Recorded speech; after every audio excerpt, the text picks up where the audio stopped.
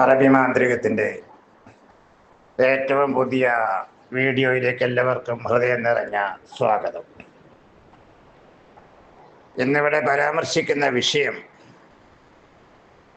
വിവാഹ തടസ്സത്തെക്കുറിച്ചാണ്. വിവാഹ തടസ്സം പല കാരണങ്ങൾ കൊണ്ടാണ് സംഭവിക്കുന്നത്. നമ്മുടെ നാടുകളിൽ നോക്കിയാൽ അനേകം ആളുകൾ വിവാഹം നടക്കാതെ പ്രായം കടന്ന് പോയിക്കൊണ്ടിരിക്കുന്ന അവസ്ഥ കാണാൻ കഴിയും. പഴയ കാലങ്ങളിലൊക്കെ സ്ത്രീകൾക്കാണ് വിവാഹ തടസ്സം കൂടുതലായിട്ട് ബാധിച്ചിരുന്നതെങ്കിൽ ഇപ്പോൾ അത് പുരുഷന്മാരിലാണ് കൂടുതലായിട്ട് കണ്ടുവരുന്നത്. പല കാരണങ്ങളുമായി ഇതിനുണ്ട്. പ്രധാനമായിട്ടും സമൂഹത്തിൽ സ്റ്റാറ്റസ് നോക്കുന്ന ഒരവസ്ഥ, അതായത് വിദ്യാഭ്യാസം, തൊഴിൽ, സാമ്പത്തികം, ഇങ്ങനെയുള്ള കാര്യങ്ങൾ നോക്കി വിവാഹം നടത്തുന്ന രീതി സാർവത്രികമായതോട് കൂടിയിട്ട്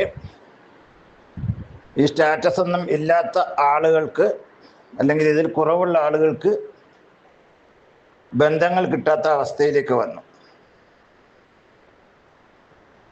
സാധാരണ തൊഴിലുകളൊക്കെ ചെയ്യുന്ന പ്രൊഫഷണലുകളല്ലാത്ത ആളുകൾ വിവാഹം കഴിക്കാൻ ഒരുപാട് പ്രയാസപ്പെടുന്ന അവസ്ഥ കാണുന്നുണ്ട്.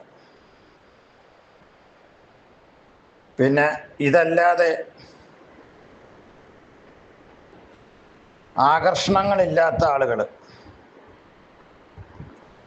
ആകർഷണം എന്ന് പറയുമ്പം മേൽപ്പറഞ്ഞ സ്റ്റാറ്റസ് ഒരു പ്രധാന ആകർഷണം തന്നെയാണ്.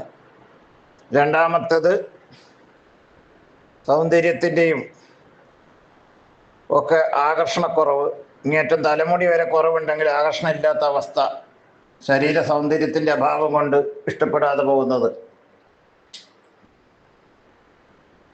ഇങ്ങനെ മൂന്നാമതായിട്ട് ഉള്ളത്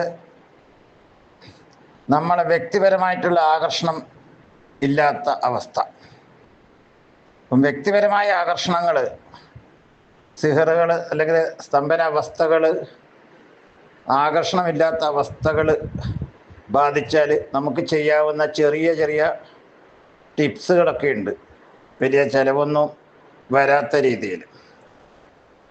അപ്പം അത്തരത്തിലൊരു ടിപ്സും കൂടി ഈ വീഡിയോയിൽ പറഞ്ഞുതരാം. വളരെ നിസ്സാരമായിട്ട് നമുക്ക് ചെയ്യാവുന്ന കാര്യങ്ങൾ. ഇതിൽ ഉപയോഗിക്കുന്നത് കർപ്പൂരമാണ്. സുഗന്ധം ഉണ്ടാകുന്ന രീതിയിൽ കർപ്പൂരവും കുന്തിരിക്കവും കൂടി